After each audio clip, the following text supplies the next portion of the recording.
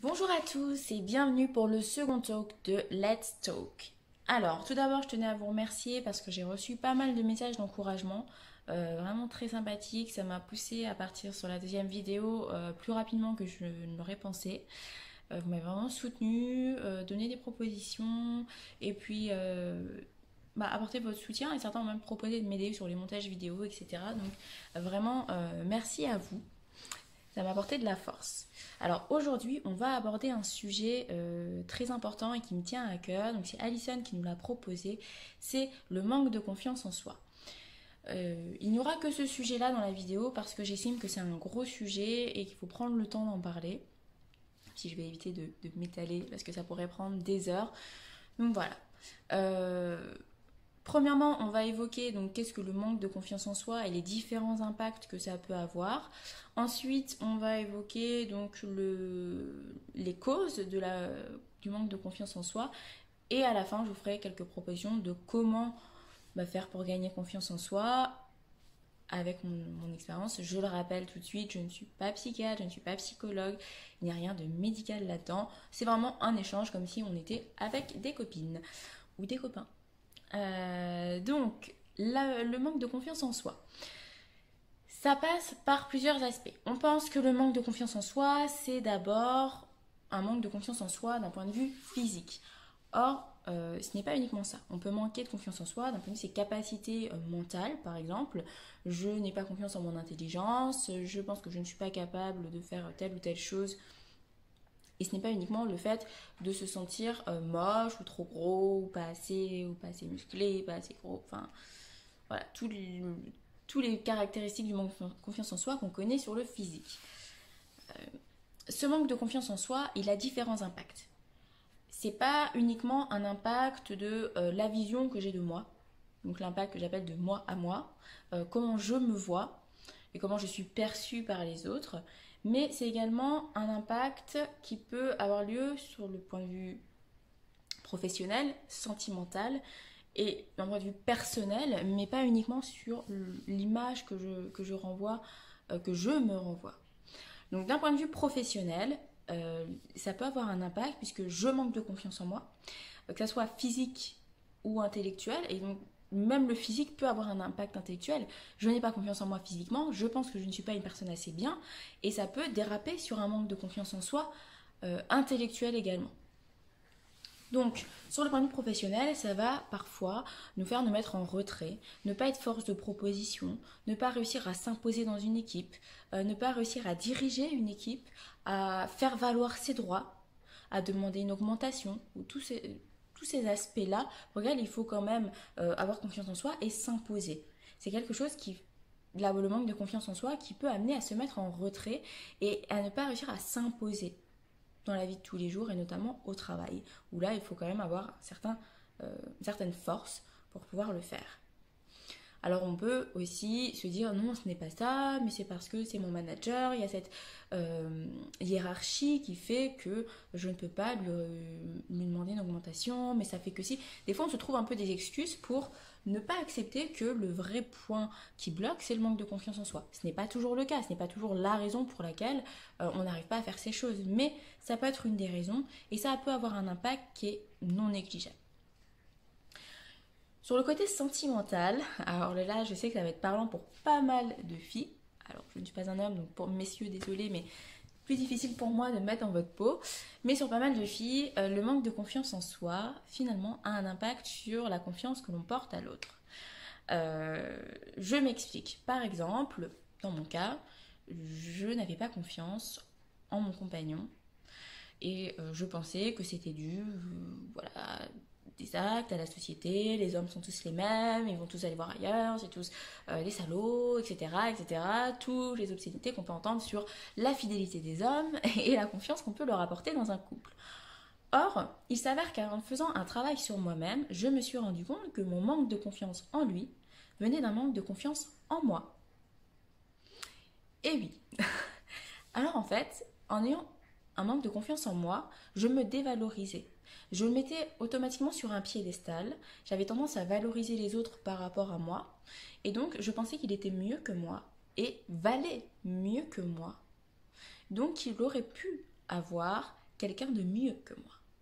Et donc, dans mon esprit, comme je manquais de confiance en moi, il aurait pu être normal qu'il aille chercher quelqu'un de mieux que moi, puisque moi, je ne me trouvais pas assez bien pour le correspondre. Donc, c'est complexe de réaliser ça. Ça demande un travail sur soi, le demande d'accepter qu'on manque de confiance en soi et que le problème peut venir de nous. Parce qu'on a tendance à rejeter la faute sur l'autre en disant mais tu ne me donnes pas confiance en moi, tu ne fais rien pour m'aider, tu ne me valorises pas, etc. Et finalement, le problème, c'est nous, ce n'est pas lui. Et donc, dans le couple, le manque de confiance en soi peut avoir un impact irréversible. Et vraiment, je tiens à alarmer là-dessus pour les filles qui souffrent de ce problème, et notamment le problème de jalousie qui peut venir de là. Pas dans tous les cas, il y a d'autres explications, des tromperies qui ont eu lieu, etc. Mais qui peut venir de là.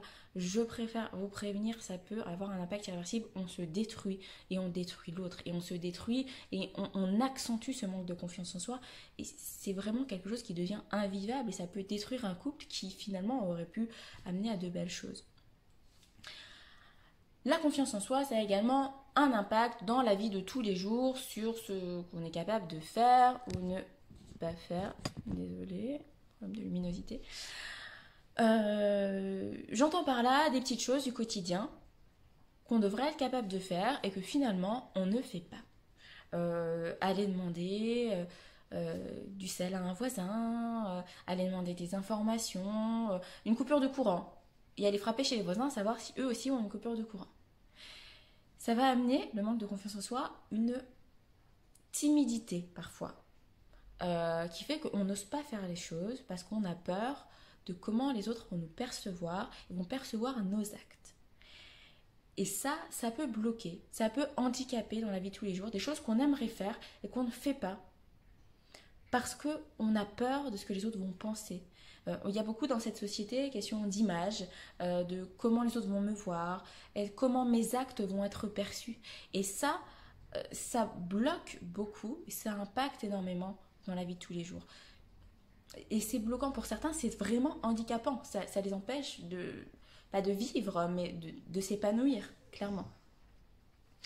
Au niveau des causes de la confiance en soi, elles sont multiples. Ça peut avoir différents facteurs. Je ne les maîtrise pas toutes parce qu'on est des milliards sur Terre et donc on doit être sans doute des millions, voire des milliards à ne pas avoir confiance en nous. Et il peut y avoir des causes que je ne connais pas, que vous ne connaissez pas. Celle que je vais évoquer, premièrement, c'est l'enfance. Il y a dans certaines familles des parents, alors ça peut paraître incroyable pour certains, mais il y a des parents qui rabaissent leurs enfants continuellement. Et des fois inconsciemment, c'est pas vraiment pour dévaloriser l'enfant, mais c'est parce que l'enfant, pour certains parents, l'enfant ne prouve pas qu'il est capable, et donc on pense qu'en lui disant non mais tu vois t'es pas capable de faire ça, non t'as mal fait ça, ça va amener l'enfant à vouloir faire mieux pour se valoriser, et parfois au contraire, eh bien, ça dévalorise l'enfant et ça le fait grandir avec un manque de confiance en lui. L'enfant pense qu'il n'est pas capable, qu'il n'est pas assez bien, qu'il n'est pas beau. J'ai des exemples et je ne citerai pas les noms parce que c'est des histoires vraiment très difficiles dans lesquelles les enfants ont été vraiment dévalorisés. On leur a dit qu'ils étaient moches, on leur a dit qu'ils n'étaient bons à rien, on leur a dit qu'ils seraient toujours incapables et qu'ils ne feraient jamais rien de leur vie. Et ils ont grandi et se sont construits autour de ces idées. Ces idées sont devenues leur ciment intérieur, et ils ont évolué avec ces idées-là. Et donc forcément, à l'heure actuelle, en étant adultes, ils ont toujours ces idées. Et là, ça demande un travail vraiment plus poussé et généralement qui demande d'être accompagné pour pouvoir sortir ces idées et se reconstruire autour de nouvelles idées plus positives. Alors, le manque de confiance en soi, ça peut également venir, par exemple, d'une rupture, donc d'un événement qui a été traumatisant et qui a brisé cette confiance en nous, qui nous a fait perdre confiance totalement parce qu'on se pensait capable et qu'on ne l'a pas été et qui nous détruit. Quand j'évoque par exemple la rupture ou parce qu'on a parlé de la vie sentimentale, ou alors une histoire, il y a notamment ces histoires avec les pervers narcissiques. Ces histoires-là, elles sont très compliquées à gérer, notamment d'en sortir, c'est déjà un pas très compliqué, mais se reconstruire derrière parce que le pervers, la perverse narcissique va avoir tendance à rabaisser l'autre, à le détruire petit à petit, mais en lui donnant cette image de « je fais tout ça pour toi ». Voilà, on arrive dans une... Voilà, c'est une histoire très compliquée, le pervers narcissique, mais ça détruit les gens. Ils en sortent, certes, mieux parce qu'ils ne sont plus rattachés à cet élément de leur vie qui les détruit à petit feu, mais ils ont déjà été détruits. Au moment où ils en sortent, c'est déjà généralement trop tard. Et donc là, oui, le manque de confiance en soi est expliqué par tout ça, parce que la personne a été rabaissée. Donc là, il y a un travail à effectuer pour regagner confiance en soi et se dire que non, je ne suis pas tout ça, je ne suis pas aussi négative, je ne suis pas si moche, je ne suis pas si incapable que ça. Euh, c'est lui qui voulait me faire penser ça pour me contrôler. Ou elle, hein, ce n'est pas que des hommes, il y a également des femmes. Le dernier aspect, la dernière cause que je vais évoquer, c'est bien sûr la société. La société actuelle, on croule sous les images, les vidéos, il y a plein de canaux de communication, on a la télé, on a les réseaux sociaux, on a les magazines, les affiches dehors, et on nous a vendu un stéréotype de beauté qui était par exemple pour les femmes, la femme mince, avec des hanches, des fesses bombées, bien musclées, un ventre plat, une grosse poitrine, des beaux cheveux soyeux, et lisses dans la plupart du temps, et avec un homme aux abdos saillants, aux pectoraux qui rebondissent, euh, avec les bras protecteurs pour sa femme, toujours plus grand que la compagne, et le tout bien sûr en étant un minimum intelligent. On nous vend ces stéréotypes, et généralement les gens ont tendance à se comparer à ça. Et ça amène à avoir des complexes. Ça crée des complexes qui amènent à manquer de confiance en soi. Puisque on n'arrive pas à atteindre cette image qu'on nous renvoie comme étant l'image parfaite. On n'arrive pas à être parfait. J'ai un gros nez et qu'est-ce qu'il faut? Est-ce qu'il faut que je refasse mon nez pour correspondre à ça? Mais si je refais mon nez, peut-être que je devrais refaire mes pommettes. Et et on est alimenté par ce genre de choses. Alors, je ne suis pas contre la chirurgie esthétique. Ça peut aider certaines personnes à gommer des gros complexes, par exemple des bosses sur le nez ou autre. Ça peut aider certaines personnes à aller de l'avant. Donc, il n'y a aucun problème sur ça. Je dis juste de faire attention au niveau de la chirurgie esthétique parce que la chirurgie esthétique, ça doit être accompagné d'une compréhension de d'où vient le problème. Quand on a besoin de faire beaucoup de chirurgie esthétique, c'est qu'il y a peut-être un problème intérieur à régler. Et que peut-être que 10 opérations de chirurgie esthétique ne régleront pas ça et qu'on n'en aura jamais assez. On est aujourd'hui dans cette société mis sous des diktats de beauté. Bien sûr, par exemple, je prends les exemples des personnes de télé-réalité. On les voit toutes arriver dans les télé-réalités et puis finir par passer sous le bistouri, par se refaire ci et ça, parce qu'il faut un nez de telle forme, parce qu'il faut des fesses plus larges, parce qu'il faut ci, parce qu'il faut ça. Et je ne leur jette pas la pierre, c'est la société qui veut ça. Mais on voit ces personnes qui peuvent arriver dans les émissions, par exemple en étant plutôt naturelles, partir vers quelque chose de plus artificiel en se faisant refaire pour ressembler au stéréotype de beauté qu'on nous vend. Et donc, dans l'esprit de certaines personnes un peu plus fragiles, et quand je dis fragile, ce n'est pas péjoratif, c'est vraiment pour dire des personnes qui ont besoin d'être aidées, et ça peut être plus compliqué de gérer ça et de se dire non, elle me fait ça, moi je n'ai pas besoin, je ne vais pas là-dedans puisque je n'ai pas de complexe, je m'apprécie.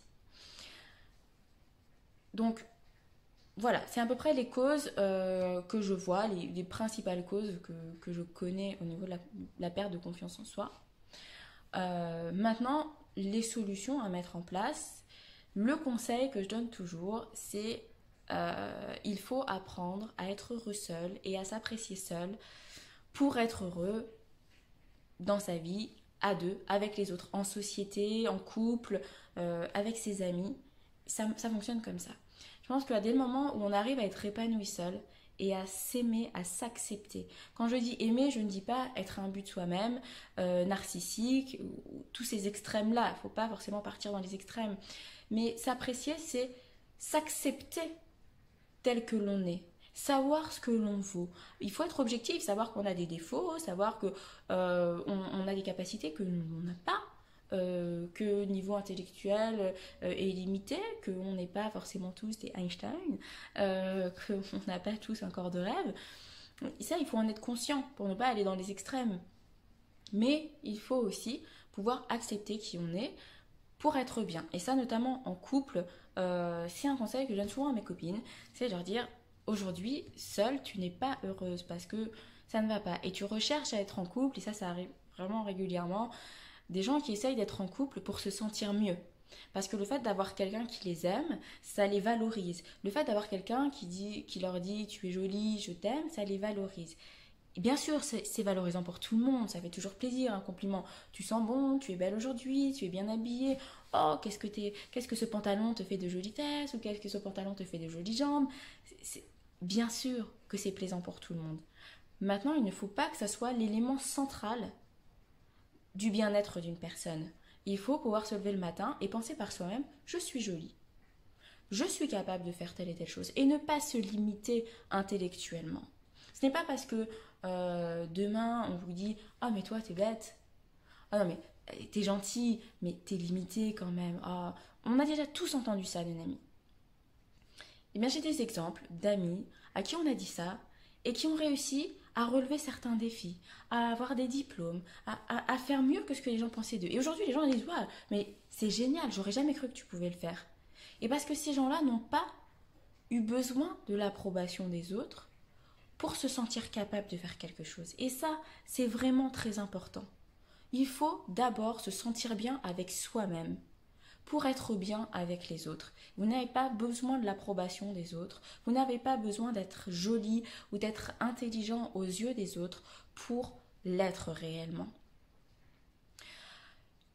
Le deuxième conseil que je peux donner, c'est parfois dans certains cas, l'aide d'un professionnel est indispensable. Il faut enlever ce tabou de je me fais suivre par un psy, donc du coup j'ai un problème, je suis malade ou je ne vais pas bien, c'est pour les fous, j'ai pas besoin de ça. Voilà, il y a tous ces a priori autour de consulter un psy qu'il ne faut pas garder. Vraiment, il faut s'enlever ça parce qu'un psy peut vraiment faire du bien et aller voir quelqu'un, demander de l'aide, c'est déjà aller de l'avant. C'est réaliser qu'on a besoin d'être aidé parce qu'on a un problème qu'on n'arrive pas à régler nous. On l'a identifié, mais on ne sait pas quoi faire. Et il y a des gens dont c'est le métier et qui ont des solutions à nous proposer, qui vont nous accompagner pour nous aider à aller de l'avant. On n'a pas honte, par exemple, quand on a un animal, d'aller voir un éducateur canin qui peut nous aider à aller de l'avant avec l'animal, à mieux le gérer. Tout ça, on n'a pas honte. Et bien là, c'est pareil. Il ne faut pas avoir honte, c'est identifier de oui, j'ai un problème, je vais de l'avant. C'est très positif. Je peux d'ailleurs vous recommander pour ceux qui le souhaitent, pour éviter tout ce qui est...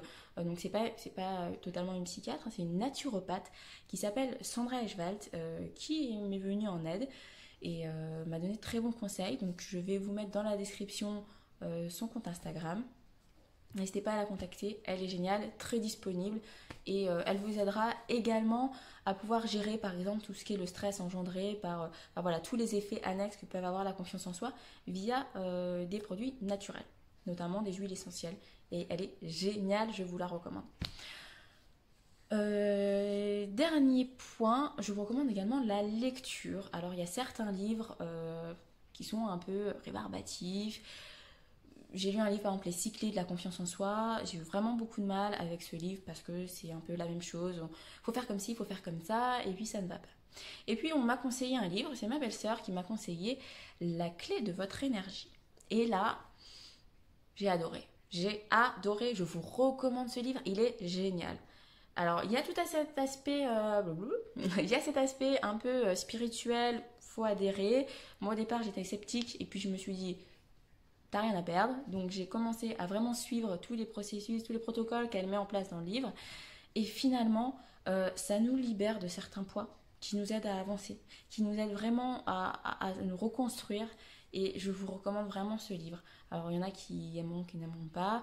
Le livre dont j'ai parlé, Les 6 clés de la confiance en soi, peut-être que ça aidera avec des gens également. Moi ça ne m'a pas aidé, mais chacun est différent, réceptif ou non à certaines informations, à certains livres. Mais en tout cas, La clé de votre énergie, je vous le recommande vraiment, il est génial. Donc voilà, le talk est terminé. Je vous remercie de m'avoir écouté. N'oubliez pas, il faut vraiment vous créer ce mindset positif pour aller de l'avant. Accepter que vous n'avez pas confiance en vous. Ne pas aller à l'inverse dans la confiance, d'être trop imbu de vous-même et d'en faire des tonnes pour faire croire aux gens que vous avez confiance en vous, ça ne sert à rien. Vous verrez que le jour où vous aurez confiance en vous, ça se verra naturellement.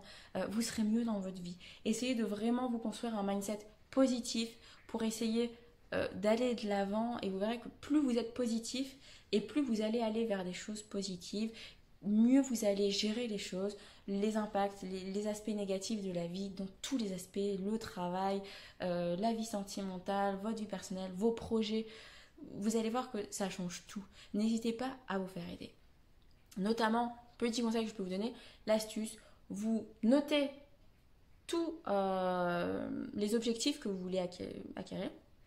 Donc tout ce que vous voulez faire, des petites choses, oser faire ça, oser faire cette petite chose, vous les classez par ordre d'importance, par ordre de difficulté. Alors attention, pour vous, encore une fois, c'est pour vous, c'est pas aux yeux de la société. Parce que ce qui peut paraître très difficile à faire pour vous peut être très simple pour d'autres personnes. Vous classez ça par ordre de difficulté pour vous et vous essayez de réaliser ces objectifs petit à petit. Vous allez voir que le fait de réaliser quelque chose qui nous paraissait difficile à faire, ça fait du bien et ça pousse à aller de l'avant et ça fait gagner confiance en soi. Ça, c'est vraiment le truc à faire et je l'ai fait, donc je vous le conseille. C'est vraiment de réaliser des petites choses. Étape par étape, ça va aller. Il y aura des jours peut-être plus compliqués où vous n'y arriverez pas. Des objectifs que vous serez mis, vous n'allez pas réussir à les atteindre, pardon. Vous n'allez pas atteindre vos objectifs, c'est pas grave. Demain est un autre jour. Peut-être que demain, vous allez réussir à les atteindre, ces objectifs. Et n'allez pas trop vite, ça ne sert à rien. Prenez le temps de réaliser ces objectifs et vous allez voir, ça va venir tout seul. N'hésitez pas à vous faire aider également. Je vous remercie. Alors, commentaire YouTube, Instagram, message privé, Insta, message je sais pas, sur YouTube, tout ce que vous voulez. Vous me faites vos retours, vous me dites ce que vous avez pensé de la vidéo, les suggestions que vous avez pour les prochaines vidéos et surtout les sujets que vous aimeriez aborder par la suite. Je termine avec un point qui me tient extrêmement à cœur, s'il vous plaît, je vous demande de partager l'information, le compte Instagram de l'association Jaharama. Ça me tient extrêmement à cœur, c'est mon frère et ma belle-sœur qui ont monté cette association. Le côté associatif, c'est extrêmement important dans ma vie. J'ai vraiment envie d'aider et Jaharama notamment me tient extrêmement à cœur. C'est une association qui construit des orphelinats en Afrique et qui a commencé avec un premier orphelinat au Bénin. Donc les enfants seront 10 dans la maison, on appelle ça une maison parce qu'orphelinat, voilà, ils ne vont pas être adoptés, c'est une maison d'accueil qui va les accueillir, qui va leur permettre d'accéder à l'éducation, d'accéder à un foyer aimant, où ils vont manger à leur faim, où ils vont pouvoir grandir en toute sécurité, en étant aimés, en étant aidés. Il y aura des parrains et des marraines qui vont pouvoir subvenir aux besoins des enfants. Ils vont grandir avec de l'amour et c'est ce qu'ils n'ont pas aujourd'hui. Et je suis désolée, je suis toute émue d'en parler. Vraiment partager, il n'y a pas de petits dons, en plus chaque don n'engage strictement rien, ça peut être ponctuel, vraiment les enfants ont besoin de vous, nous on donne tout ce qu'on peut, on essaye de donner notre maximum pour les aider, que ce soit financièrement ou dans la construction, mais on a besoin de votre aide aujourd'hui. Chaque euro est important, même si tout le monde donne 1 euro, on peut faire de grandes choses. Alors s'il vous plaît, partagez sur vos réseaux sociaux, faites des dons si possible, je dis même de 1 euro, ça sera déjà magnifique. En tout cas, merci de m'avoir écouté et merci pour l'association Jaharama pour votre aide et vos partages. À bientôt.